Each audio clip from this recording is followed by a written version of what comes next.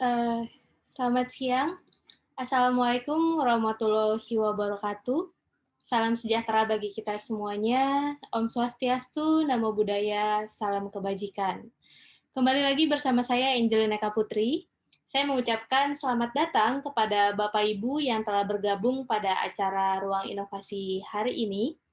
Dan acara siang hari ini diselenggarakan oleh PT Adicipta Inovasi Teknologi, atau Bapak Ibu mungkin lebih mengenal kita dengan sebutan AdIns, di mana AdIns sebagai ISV, Independent Software Vendor di Indonesia. Kita sudah 20 tahun berkarya, dan kita juga memiliki produk core system untuk multi finance. Kita juga ada mobile solution, lalu juga ada cloud teknologi, dan tentunya kita punya dokumen management service. Topik siang hari ini, Ruang Inovasi adalah Business Agility and in an Ambiguous World, dengan fokus how business process outsourcing can help financial institution to navigate their way through stormy market. Jadi, mengupas lebih dalam mengenai bagaimana cara memanage operational team yang lebih efisien, terutama di masa seperti saat ini. Kita tidak bisa prediksi naik turunnya bisnis. Lalu juga nanti kita akan membahas mengenai bagaimana flow bisnis mengaturnya, terutama di masa-masa WFH atau work from home. Baik, langsung saja ke inti acara kita. Pembicara kita siang hari ini adalah seorang Business Unit Head Document Processing yang telah berpengalaman menangani bidang training dan outsourcing service, terutama untuk ruang lingkup IT. Dan beliau selain seorang Business Unit Head, juga sebagai dosen aktif di salah satu university swasta di Jakarta. Baik, langsung saja kita panggil. Selamat siang, Pak Daniel Adi Nugraha. Selamat siang, Angel. Halo, Pak Daniel. Apa kabar, Pak Daniel? Baik, baik, baik. Baik, semuanya. Oke, baik. Nah, Pak Daniel, puji Tuhan baik ya. Dan hari ini, khusus hari ini, kita tidak hanya dengan satu pembicara, tapi juga dengan dua orang pembicara. Lalu kita panggilkan, selanjutnya ada Bapak Martin Erik Gunawan. Selamat siang, Pak Martin. Ya, selamat siang Angel. Oke, selamat siang Pak Martin. Baik kabarnya Pak? Baik, baik sekali. Baik ya. Oke, baik. Nah, jadi Bapak Ibu, kita akan diskusi sebentar lagi, talk show dengan Bapak Daniel dan Bapak Martin Erik ini, di mana mereka yang sudah berpengalaman baik secara konsep maupun secara teknis di lapangan, dan terutama gambaran-gambaran yang saat ini sedang terjadi di market. Oke, baik. Kita mau berbicara langsung mengenai bisnis saat ini. Mungkin ke Pak Daniel. Pak Daniel, boleh disampaikan Pak, menurut perspektif Bapak, bagaimana gambaran mengenai kondisi bisnis di industri finansial, terutama di masa pandemi ini, Pak? Oke, Angel. Mungkin hal pertama yang ingin saya sampaikan adalah saya sedikit banyak bisa bersyukur bahwa kita harus mengalami dan menghadapi pandemi yang terjadi saat ini gitu ya. Mungkin kalau pertanyaan loh kenapa begitu gitu ya? Karena lewat pandemi ini kita ini jadi bisa atau lebih tepatnya terpaksa gitu ya untuk belajar gitu, untuk belajar banyak hal supaya kita bisa mempersiapkan masa depan kita yang lebih baik lagi gitu. Jadi sebenarnya pandemi ini membuat kita harus berpikir kreatif gitu ya, supaya kita bisa survive, dan tentu harapannya bukan cuma survive gitu, tapi bisa thriving gitu ya, bisa berkembang di tengah-tengah pandemi ini, dan harapannya dalam kondisi apapun yang lainnya juga gitu. Nah, yang kedua, kalau kembali ke pertanyaan Angel tadi gitu ya, saya mengamati kondisi pasar selama 7 bulan terakhir ini menarik ya untuk dianalisis gitu ya, karena kita bisa melihat secara real bagaimana pasar kita bergerak, khususnya di industri pembiayaan, bagaimana pasar bereaksi gitu ya, secara bertahap terhadap pandemi yang sedang terjadi, dan pada akhirnya bagaimana industri menyikapi pergerakan tersebut, Jel. Oke, Pak, ini menarik nih. Boleh dijelasin lebih lanjut nggak, Pak? Yang dimaksud dengan pergerakan pasar itu yang seperti apa, Pak? Oke, begini, ada seorang psikiatris gitu ya, namanya Elizabeth Kubler-Ross. Dia menyusun teori yang disebut sebagai teori change curve, yang intinya bicara mengenai bagaimana seseorang itu akan bereaksi terhadap sebuah perubahan besar atau perubahan yang mendadak gitu yang terjadi dalam hidupnya. Dan menariknya, teori ini tidak hanya berlaku di tataran individual aja gitu ya, tapi juga berlaku di tataran populasi secara keseluruhan. Nah, teori Kubler-Ross ini menyatakan bahwa pada saat pertama kali terjadi perubahan, orang-orang biasanya tidak langsung bereaksi atas perubahan tersebut gitu ya. Karena kebanyakan orang akan masuk ke tahapan pertama yang disebut sebagai tahapan shock atau terkejut. Orang-orang pada saat itu berusaha mencerna apa yang sedang mereka lihat di mata mereka, dan saat itu mereka ya kadang masih jalan aja terus gitu ya, kan karena baru kaget, "Ah, apa nih?" gitu, tapi masih maju, masih melangkah gitu. Nah, selanjutnya setelah kagetnya lewat, fase syoknya lewat, kebanyakan orang akan lewat fase yang namanya fase denial gitu ya, atau fase penolakan gitu. Saat orang-orang mulai berkata, "Ah, nggak mungkin lah ini, nggak mungkin terjadilah, nggak mungkin seberat ini." Ya reaksi-reaksi semacam itulah. Betul. Oke, nah mungkin yang disebut denial ini penolakan seperti waktu itu juga ada isu terkait, "Oh ini, virusnya buatan," seperti itu Virus mungkin hoax. Pak ya? Oke, baik.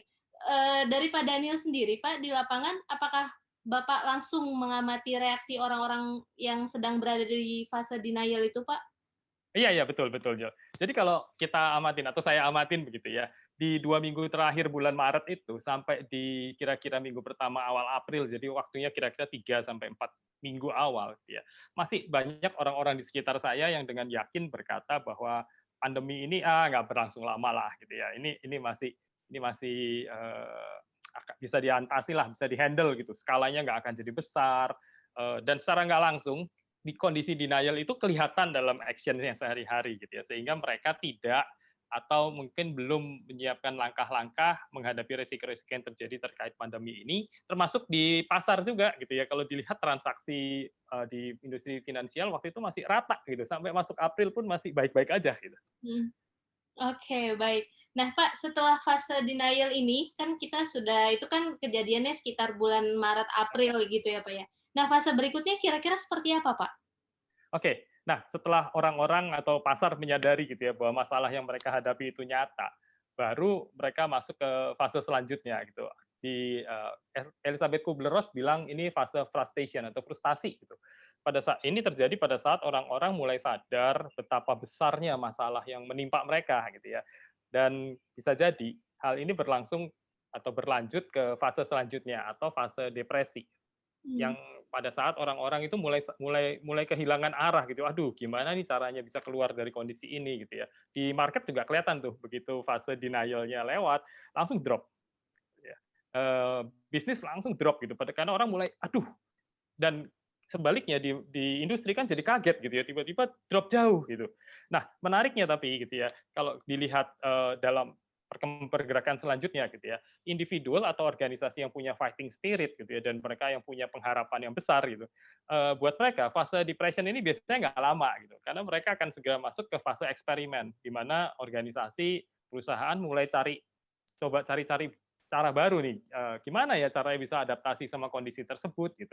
Untuk selanjutnya mereka ambil keputusan, oke ini yang akan diambil. Itu masuk ke fase selanjutnya, fase terakhir yaitu fase decision gitu. Mengenai mereka ambil keputusan, oke ini yang harus kita lakukan dalam menghadapi perubahan ini. Kira-kira gitu, Cak.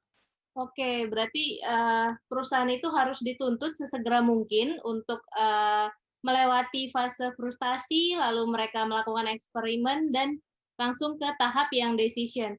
Tapi sebenarnya kalau perusahaan itu bisa segera tiba di tahap, decision ini, itu sangat baik ya, Pak, ya? Ya, kelihatannya sangat baik gitu, Jal. Tapi ternyata masalahnya nggak berhenti di situ gitu ya. Oh, Pada saat organisasi kita itu udah siap ambil decision, ya. biasanya pada saat itu mereka mulai sadar fakta kedua nih gitu ya. Faktanya adalah mereka tidak bisa memprediksi apa yang terjadi di kemudian hari nih gitu ya. Karena situasi ini kan nggak pernah terjadi nih. Seumur-umur hidup kita nggak pernah mengalami pandemi atau kondisi yang membuat yang unik seperti yang kita alamin saat ini gitu. Iya, betul. Jadi memang, kalau kita khusus di tahun ini ya, ketika kita mau merencanakan sesuatu di tahun depan, kita masih bingung ini, Pak, apakah kita mau pakai, data yang optimis seperti tahun-tahun sebelumnya, atau kita masih menggunakan data pesimis yang kita gunakan di tahun 2020. Bahkan untuk mengambil decision itu aja kita kadang masih bimbang ya, Pak, ya. Lalu Betul. bagaimana, Pak, solusinya, Pak? Nah, dalam kondisi seperti ini gitu ya, salah satu langkah strategis yang bisa diambil perusahaan adalah mencoba untuk membuat organisasinya jadi agile. Hmm. Artinya organisasinya jadi mudah beradaptasi gitu, terhadap perubahan. Oke, nah seperti apa agile itu seperti apa Pak yang dimaksud? Oke, gini, di sekitar tahun 1990-an, militer Amerika Serikat itu merumuskan sebuah konsep yang disebut dikenal dengan nama VUCA, VUCA.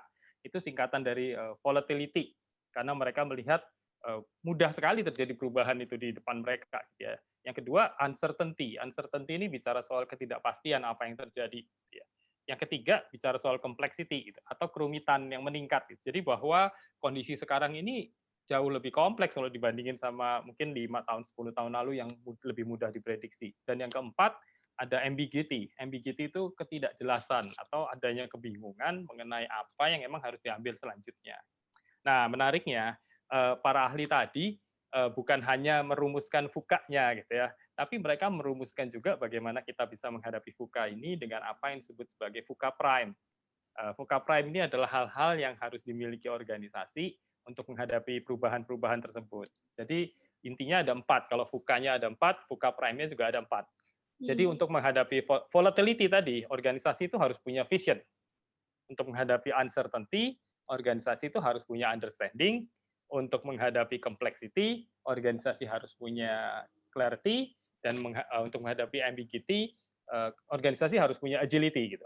Nah, hari ini kita nggak bahas yang 3 awal, tapi saya akan coba fokus ke sisi agility-nya gitu ya, khususnya dari sudut pandang bisnis gitu. Karena hal ini merupakan salah satu kunci untuk survive ya, atau bahkan kalau bisa dibilang untuk thriving gitu ya, untuk tetap maju, untuk tetap berkembang di tengah-tengah kondisi seperti ini.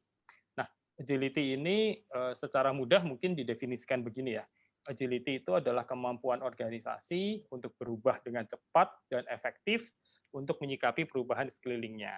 Jadi dari sudut pandang organisasi, salah satu kunci agility adalah kemauan dan kemampuan organisasi untuk mensimplifikasi gitu ya, atau streamlining organisasinya gitu supaya mudah bergerak, mudah belok gitu, atau mudah menyesuaikan arah kalau memangnya diperlukan.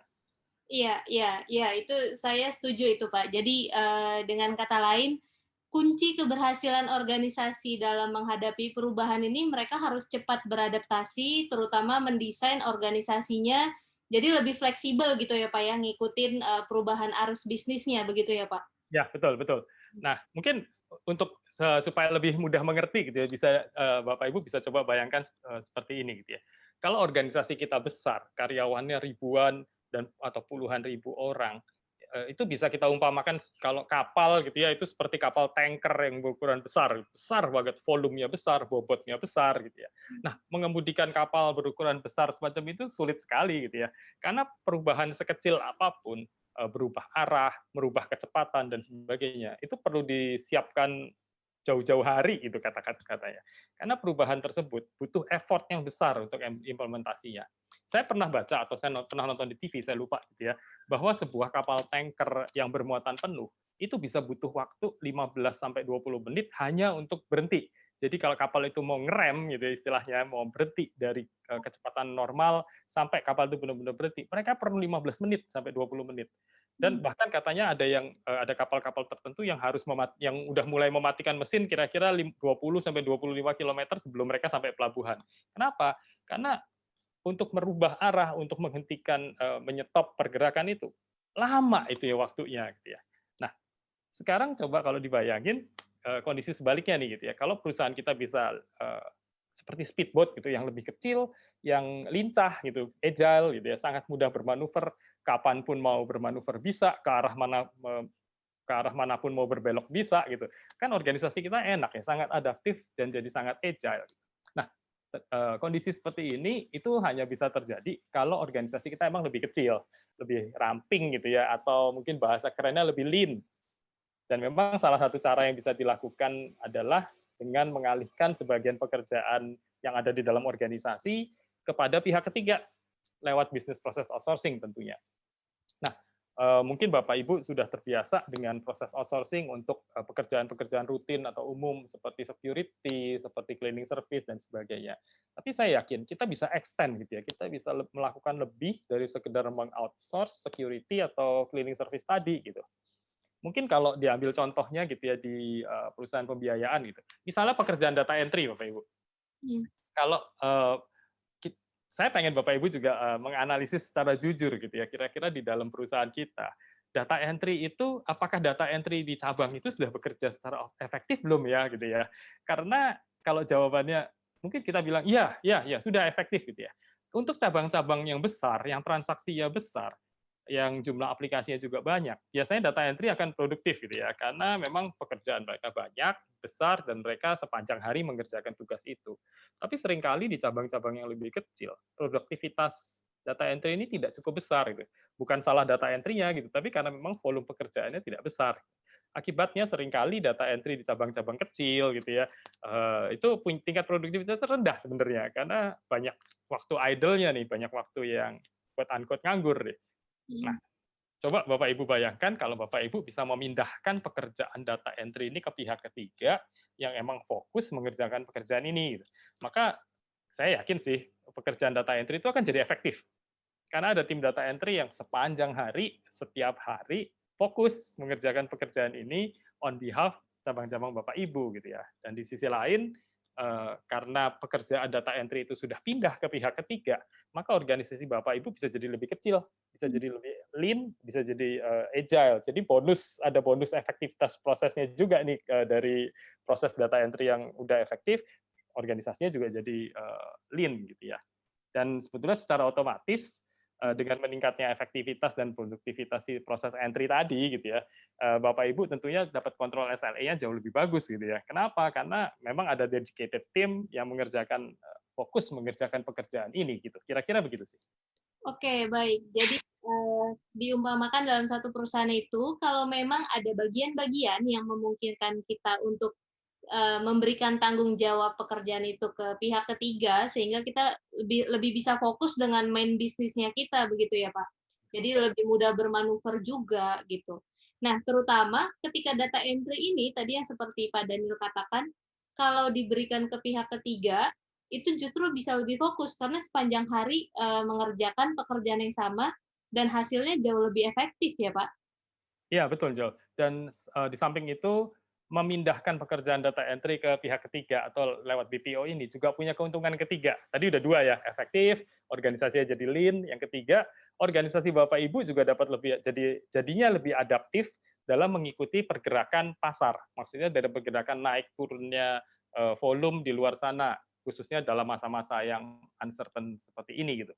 Iya, betul betul, terutama kita 3-4 bulan ini bahkan kita juga tidak Ya, ya. tahu ya, Pak, ya, kita tidak bisa memprediksikan kenaikan dan penurunannya. Nah, untuk di lapangan sendiri, Pak, kalau itu tadi mengenai, pengalaman secara konsep Ya, konseptual, secara real di lapangan itu seperti apa, Pak, mengenai kenaikan dan penurunan dalam beberapa bulan terakhir ini, Pak?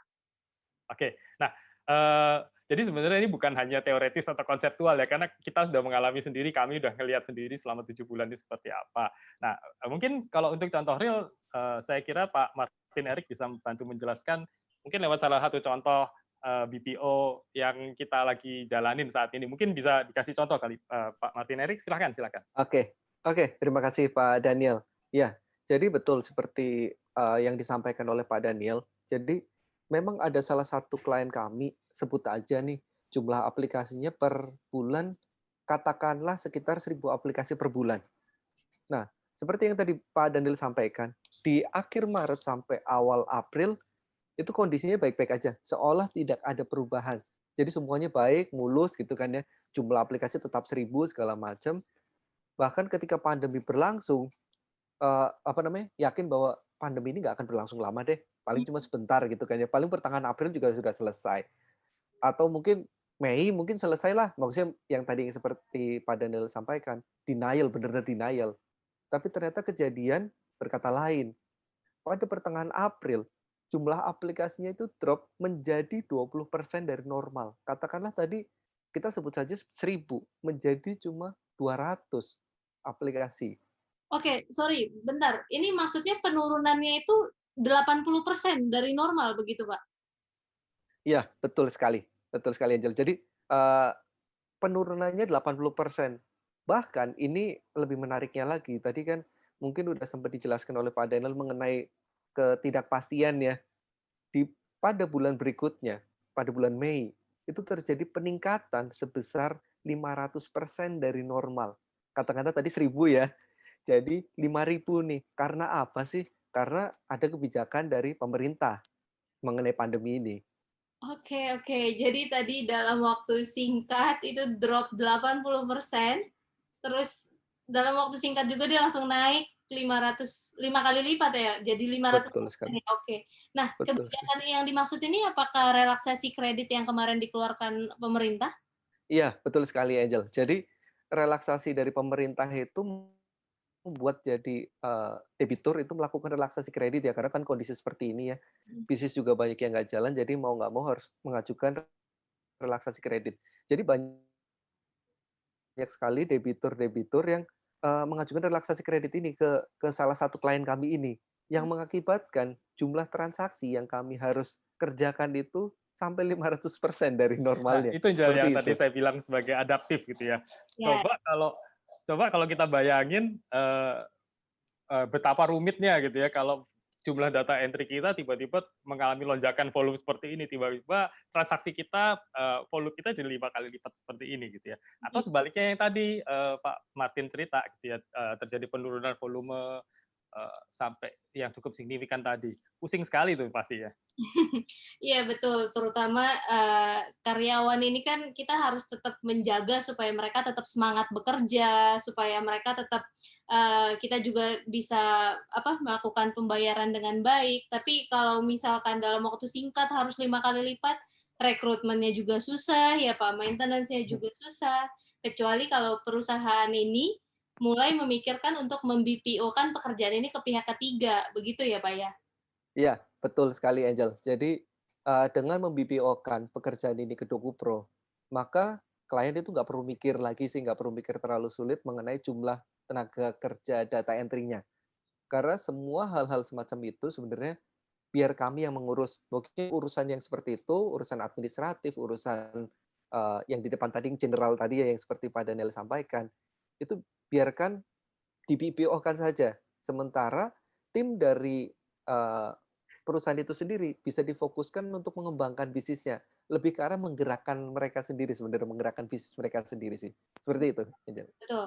Jadi, fokus utamanya adalah bagaimana mengubah organisasi tadi yang besar, kapal besar itu, kita simplifikasi menjadi lean supaya lebih gesit ya, karena jumlah karyawannya juga tidak terlalu banyak dan memang yang main bisnisnya ya udah langsung fokus aja gitu. Dan saya rasa, organisasi kita juga jadi lebih adaptif ya Pak dalam menyikapi perubahan pasar yang fluktuatifnya masih belum menentu seperti saat ini. Ya. Betul betul, Jal. Dan satu hal juga yang mungkin menarik juga ya buat organisasi adalah fakta, bahwa kalau kita mengakumulasikan semua keuntungan yang tadi udah diceritain di atas, jadi, perusahaan lebih efektif, SLA-nya lebih ke kontrol gitu kan, pada akhirnya ujung-ujungnya gitu kan, total cost of ownership-nya atau TCO-nya dari Bapak Ibu sendiri dalam proses entry data ini, itu pasti akan turun secara signifikan gitu ya. Hmm. Atau mungkin saya ceritain aja ya, saya coba jelaskan dengan, sebuah contoh kasus kali ya, Boleh sebentar. boleh Pak Daniel. Nah, ini yang paling ditunggu-tunggu nih mengenai efisiensi cost. Oke, Bapak Ibu, mungkin saya pakai perbandingan seperti ini gitu ya. Asumsikan aja deh, organisasi kita, perusahaan pembiayaan dengan 20 cabang gitu di seluruh Indonesia. Lalu, rata-rata aplikasi yang diproses per bulan mungkin sekitar taruhlah 2.000 aplikasi gitu ya, atau, setaranya artinya 100 aplikasi per cabang per bulan. Nah, kalau kita manage sendiri kan pasti kita bicaranya soal UMR deh gitu ya, soal UMR plus-plus lah bahkan gitu ya, karena bisa jadi kalau data entry yang udah lama nggak bisa dapat UMR. Nah, kami pakai UMR rata-rata 10 kota besar, eh, kita hitung angkanya seperti itu kira-kira 3,9 juta termasuk THR segala macam. Jadi sudah dikali sudah ada faktor pengali 13/12-nya Bapak Ibu. Dan kami pakai satu angka aja supaya untuk menggambarkan dengan mudah gitu ya, layanan DokuPro itu berapa sih, kami pakai angka asumsi aja dulu nih, harga indikasi lah kata kasarnya seperti itu. Nah, dengan angka-angka ini gitu ya, yang terjadi adalah seperti begini. Kalau Bapak Ibu atau kalau organisasi memanage sendiri proses data entry-nya, proses entry datanya, maka yang terjadi kira-kira seperti ini. Dengan biaya manpower 20 orang, maka kita akan spend hampir 80 juta rupiah hanya untuk gajinya saja. Which is sebenarnya bisa jadi ini nggak produktif gitu, karena tadi saya cerita gitu, data entry di cabang-cabang kecil bisa jadi idle gitu ya. Mereka masuk pagi, ngentri satu aplikasi, istirahat sebentar, aplikasi kedua masuk, aplikasi ketiga masuk, keempat masuk, habis itu idle lagi gitu. Bisa jadi seperti itu. 78 juta atau hampir 80 juta ini untuk manpower-nya. Belum biaya overhead-nya, karena bagaimanapun juga data entry pasti makan space gitu ya. Dia duduk di kantor, harusnya ada biaya overhead yang dibebankan atas dia datang di kantor itu, karena sewa gedungnya tanpa orang-orang data entry bisa jadi sewa gedungnya nggak perlu terlalu besar, bisa jadi lebih kecil. Taruhlah kita pasang biaya overhead-nya 200.000 lah kasarnya gitu ya. Depresiasi peralatan gitu ya, dengan punya data entry, ya mereka mau nggak mau punya komputer, mereka punya kursi, furniture dan sebagainya gitu, barang-barang yang memang harus tersedia untuk mendukung pekerjaan mereka.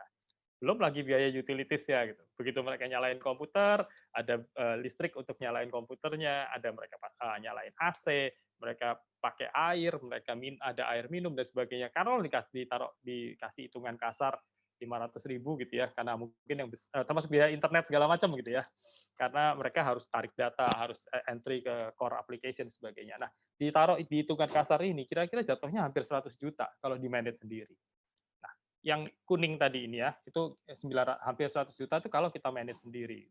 Nah, tapi kalau di BPO kan, di proses gitu lewat pihak ketiga, lewat AdIns misalnya, DokuPro gitu, dengan 2.000 aplikasi dan dengan harga indikasi 20.000 rupiah, maka pengeluaran sebulannya jadinya tinggal 40 juta nih. Dan kalau 100 juta dibandingin 40 juta, savingnya itu hampir 60% gitu ya. Memang ini pakai harga indikasi dulu Bapak Ibu ya. Jadi tapi minimal itu bisa kerasa gitu, bisa sampai seperti ini gitu. Kalau memang skenario-nya pas kebetulan ketemu seperti ini gitu. Oke, baik Pak Daniel. Nah, itu tadi ternyata selain menghemat dari sisi bisnis, di mana karyawannya juga jadi tanggung jawabnya kita pindahkan ke pihak ketiga, jadi perusahaan kita lebih lean. Dan yang menarik adalah biayanya sendiri hemat up to 60% ya Pak, ini bahkan 50% lebih cost-nya kita lebih hemat. Nah, sebelum kita lanjutkan Pak Daniel, di sini ada yang bertanya, jadi saya mau menyampaikan juga untuk Bapak Ibu yang mau bertanya, boleh langsung dituliskan dulu di kolom Q&A, seperti saat ini udah ada yang masuk, nanti setelah presentasi, baru kita akan masuk ke sesi tanya-jawab. Nah, baik, Pak Daniel, boleh dikasih gambaran sedikit Pak, bagaimana proses BPO yang selama ini Bapak lakukan Pak? Oke, nah saya share screen lagi ya. Jadi untuk bisa mengenal layanan DokuPro dengan baik, saya akan coba tampilkan bagaimana AdIns atau bisnis unit DokuPro di AdIns bisa membantu Bapak Ibu gitu. Nah, jadi begini, sesuai namanya gitu ya, DokuPro adalah salah satu layanan yang memang disediakan oleh AdIns untuk membantu perusahaan pembiayaan, perusahaan bergerak yang bergerak di bidang finansial ataupun perusahaan lainnya gitu ya, untuk melakukan pemrosesan dokumen perusahaan. Dokumen apa nih yang dimaksud di sini gitu ya? Yang pertama adalah layanan BPO, layanan entry data untuk membantu Bapak Ibu dalam memproses dokumen aplikasi seperti dokumen aplikasi pembiayaan, dokumen aplikasi kartu kredit dan sebagainya. Jadi DokuPro ini punya satu tim data entry yang memang dedicated untuk memproses data-data aplikasi pembiayaan yang diterima dari CMO biasanya atau dari surveyor dan mengentry data tersebut ke dalam core system yang Bapak Ibu gunakan. Layanan kedua yang kami miliki di DokuPro adalah layanan untuk scanning, indexing, dan entry dokumen backlog yang Bapak Ibu miliki saat ini gitu ya. Karena balik lagi gitu ya, pada saat kondisi pandemi seperti ini ya sangat sulit kalau kita masih harus sering mengakses dokumen hard copy dan dokumen-dokumen kertas kita gitu ya. Sehingga perlu sekali dokumen-dokumen hard copy ini didigitalisasi, diindeks dengan baik dan di-entry ke dalam sistem atau aplikasi yang memang dimiliki oleh perusahaan. Sehingga nantinya mudah diakses gitu ya, termasuk oleh karyawan yang sedang melakukan work from home. Layanan ini juga pada akhirnya gitu kan akan membuat lebih banyak space di kantor yang bisa dipergunakan untuk hal-hal lain yang lebih perlu. Atau kadang-kadang mungkin ekstrimnya gitu ya, di beberapa kantor yang mungkin masih sewa, kantornya bisa diperkecil aja gitu karena kita mengurangi banyak sekali space untuk penyimpanan kertas-kertas semacam ini. Nah, untuk yang pertama tadi, untuk yang BPO Document Processing Solution, ini ada gambaran high levelnya gitu ya dari arsitektur layanan ini gitu ya.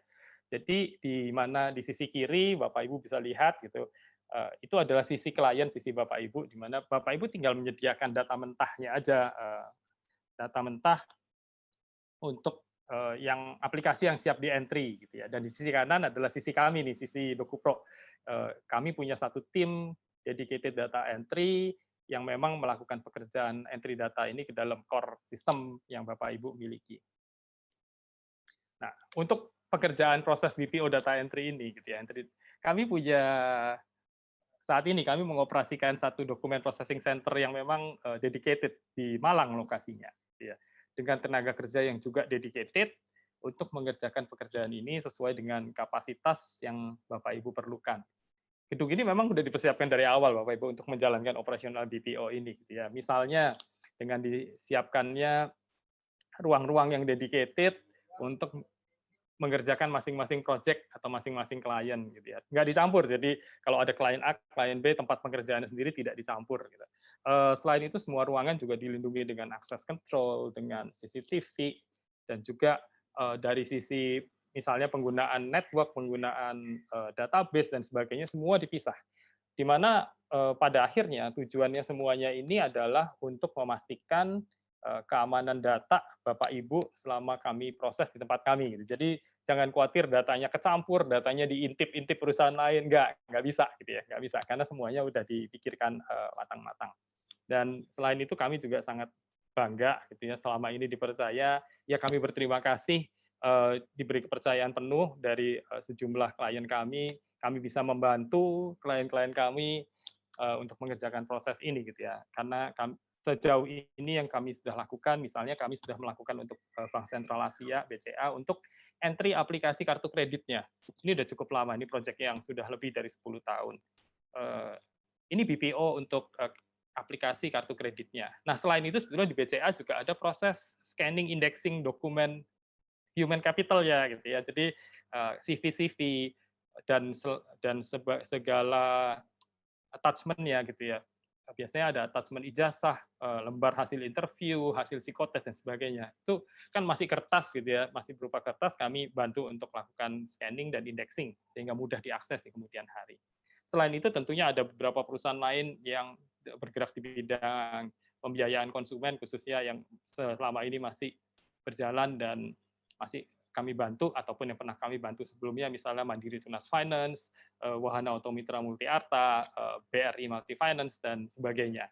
Selain beberapa proyek government yang pernah kami kerjakan, misalnya di Dirjen Pajak Kementerian Keuangan RI gitu. Waktu itu kita memproses dokumen SPT gitu ya. SPT yang jumlahnya nggak kira-kira juga bisa sampai 7 juta dokumen per bulan. 7 juta dokumen per bulan itu kalau di entry itu kita bicara soal volume ya Bapak Ibu ya. Kalau sampai kita punya volume 7 juta itu yang mendingan dikerjain orang lain aja deh daripada Bapak Ibu yang pusing ngerjain gitu ya.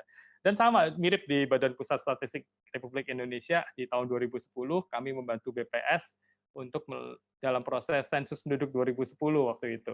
Itu volumenya lebih besar lagi ya, jadi karena kami harus memproses sekitar 550 juta data gitu ya. Karena bedanya sensus penduduk 2010 dan 2020 adalah yang 2020 kan sebagian sudah bisa dilakukan lewat aplikasi ya, jadi Bapak Ibu bisa bisa masukkan sendiri informasinya tanpa didatengin petugas. 2010 kan masih dikumpulkan, dikolek secara manual dan harus di-entry ke dalam formulir dan pada akhirnya formulirnya harus masuk ke aplikasi.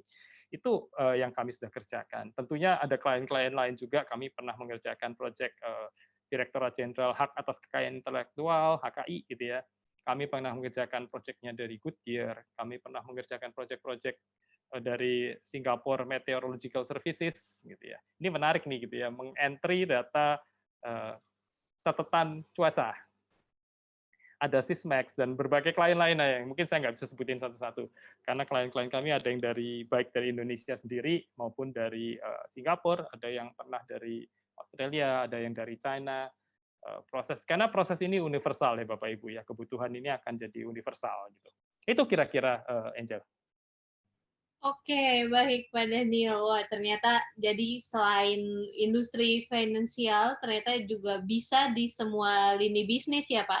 Hanya nanti tinggal kita sesuaikan dokumen apa yang mau dibantu, lalu nanti kita lakukan assessment itu sendiri. Nah, oke, baik. Itu tadi proses mengenai BPO, di mana ternyata Edin sudah memiliki pengalaman yang wow, menurut saya sudah wow ya, sudah masuk ke pemerintahan, masuk ke swasta, bahkan di bank-bank besar dan juga di luar negeri. Nah, sekarang kita Proyeknya pakai paspor, Jol. pakai paspor ya. Dan bahkan untuk survei, ternyata SPT juga ya Pak. Jadi Ya, betul, SPT. Jadi SPT Bapak Ibu di sini yang tahun 2010 berarti kena juga berarti ya. 2007, 2008 gitu ya. Ya, masuk. Ya. Tapi balik lagi gitu ya, kan sekali lagi kita punya prinsip keamanan data gitu ya. Betul. Jadi Itu yang paling saya tutup mata Bapak Ibu. betul. Kita kerjain aja gitu. Ya, SLA-nya. itu yang paling penting Pak. Keamanan datanya terjamin dan data entry-nya tidak digabung dengan perusahaan-perusahaan lain. Ya, Kita betul. bisa security-nya bagus. Betul. Oke, baik. Thank you Pak Daniel. Nah, sekarang sebelum kita masuk ke sesi tanya jawab, saya mau mengundang Pak William.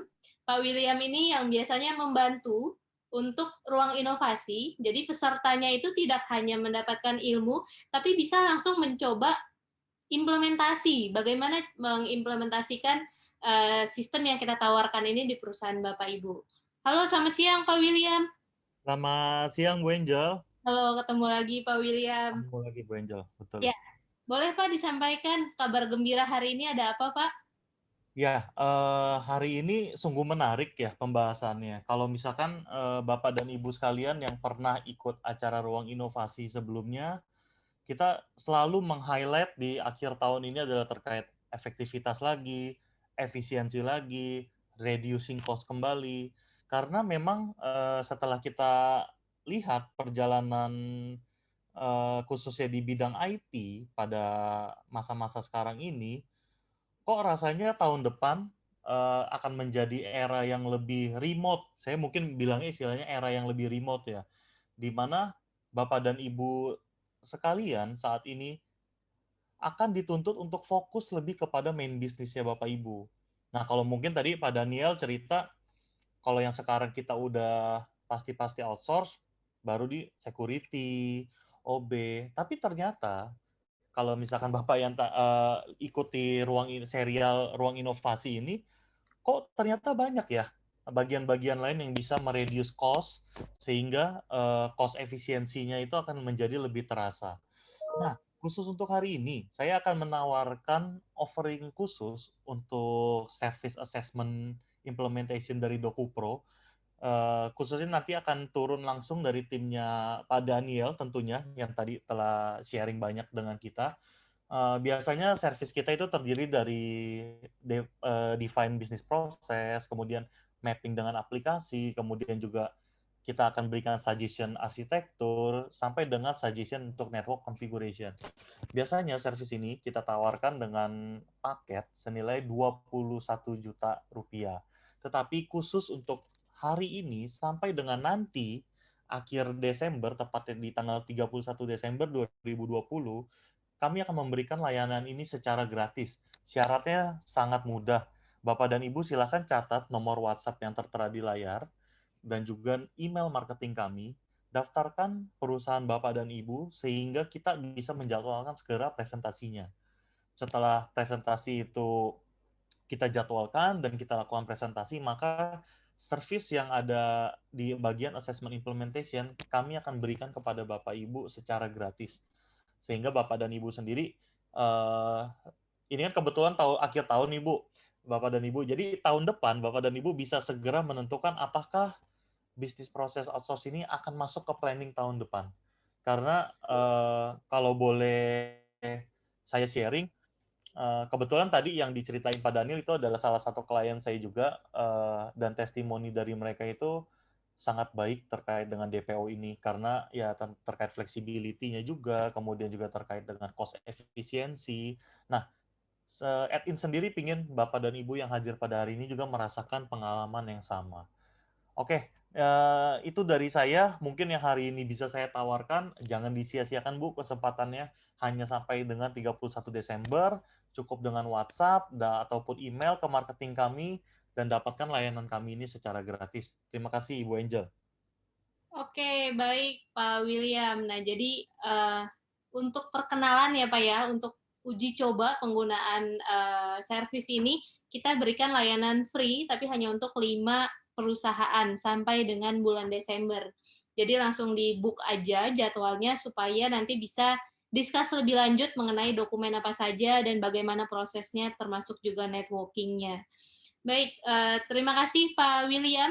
Sampai ketemu lagi di acara Ruang Inovasi selanjutnya. Terima kasih Bu Angel. Jangan pernah ini ya Pak ya, jangan pernah lelah ya Pak ya untuk terus memberikan kita promosi-promosi terbaiknya Pak. Baik, Pak Daniel, kita masuk ke bagian Q&A Pak. Di sini sudah ada beberapa pertanyaan Q&A yang masuk. Yang pertama ini dari beliau tidak menuliskan nama. Dengan menambah tenaga outsource, artinya harus dipertimbangkan adanya layoff di perusahaan kami. Kira-kira solusinya seperti apa untuk menghindari layoff di perusahaan tersebut? Oke, bicara soal layoff kan artinya kita bicara soal keputusan strategis dari organisasi sendiri gitu ya. Karena saya nggak bisa, maksudnya begini, keputusan strategis itu akan beda-beda sendiri seperti apa ininya, seperti apa jadinya. Ini contoh aja nih Bapak Ibu ya, contoh. Pada saat mulai terjadi pandemi kemarin kan jualan pada berhenti nih. CMO, surveyor pada berhenti nih, pada nggak bisa jalan kemana-mana. Terutama waktu saya dengar itu waktu PSBB pertama gitu ya. Mereka kesulitan sekali gitu mau jualan, gimana caranya mau jualan mau masuk kompleks nggak boleh gitu. Nah, jadi tapi yang dilakukan sama organisasi ini menarik gitu ya. Jadi mereka mengerahkan semua timnya memang untuk melakukan pekerjaan yang lain, dalam hal ini untuk membantu collection. Saya nggak tahu gitu ya, maksud saya gini, secara organisasi, secara rules di HR atau di HC Bapak Ibu memungkinkan nggak untuk melakukan semua ini. Tapi maksudnya gini, tenaga-tenaga yang idle, yang pekerjaannya diganti sama BPO, bisa jadi diperbantukan untuk mengerjakan pekerjaan-pekerjaan yang lain.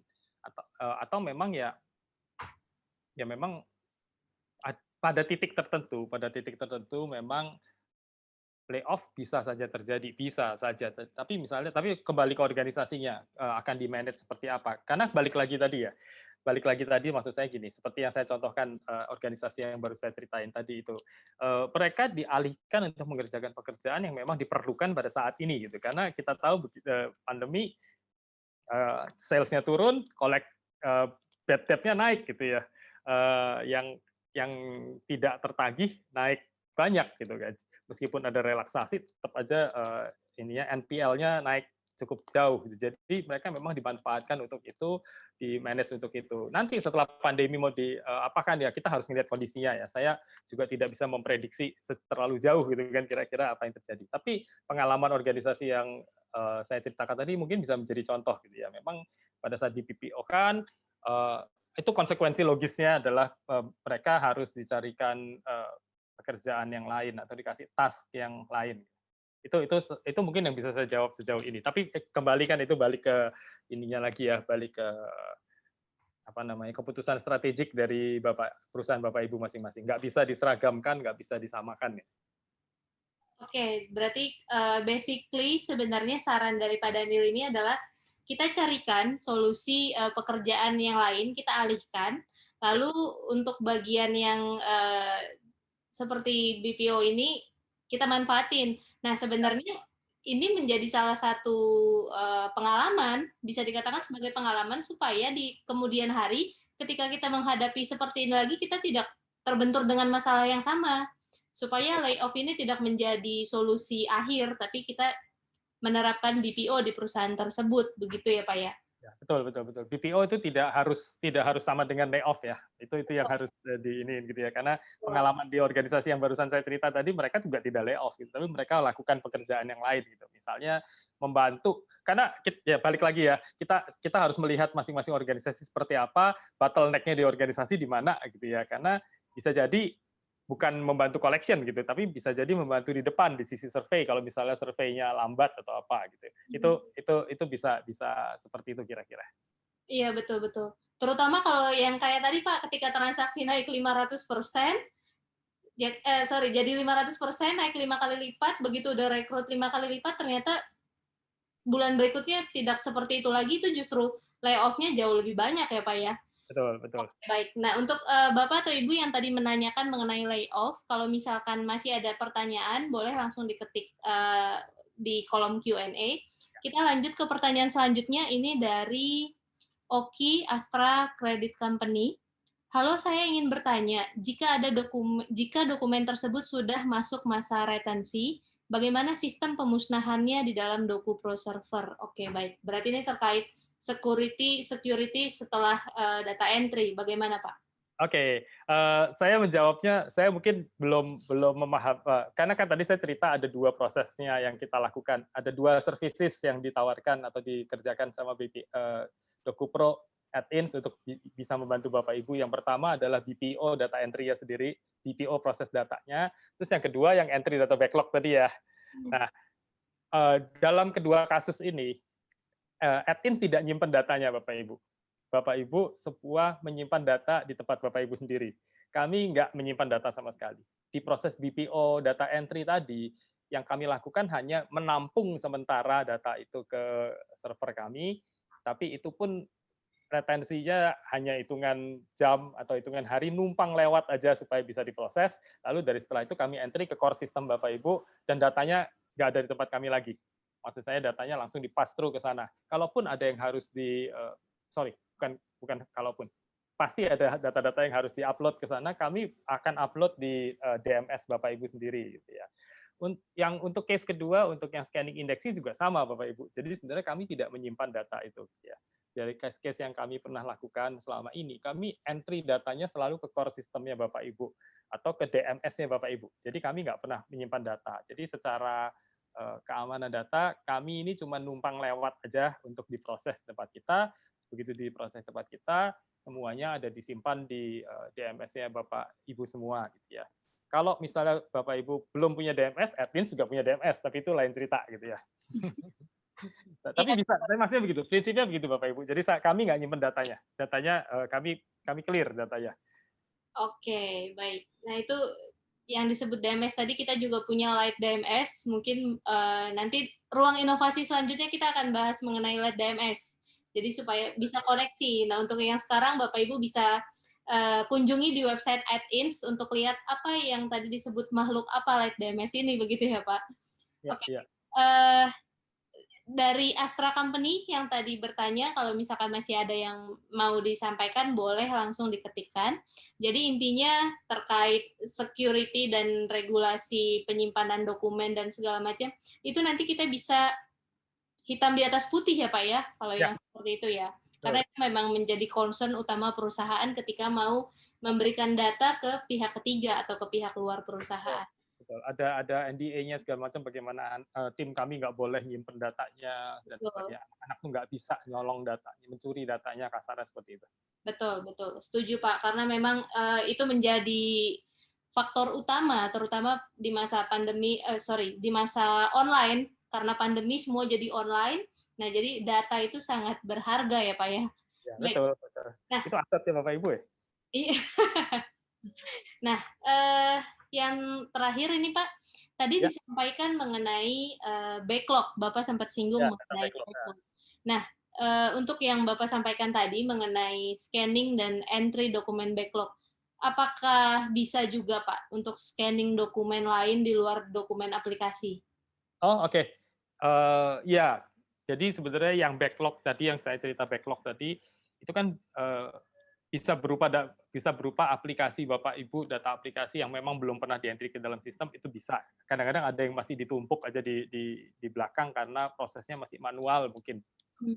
Pada saat belum pakai core system, ditumpuk dulu datanya, lalu mungkin dalam setahun 2 tahun belakangan pakai core system, yang lama mau diapain gitu ya. Nah, itu kita bisa bantu. Tapi di luar itu, proses scanning indexing yang kita lakukan sekarang itu juga eh, banyak yang memang di luar aplikasi kredit gitu ya. Tadi saya sempat singgung saat ini kami mengerjakan satu project di mana kami mengentry data human resources gitu.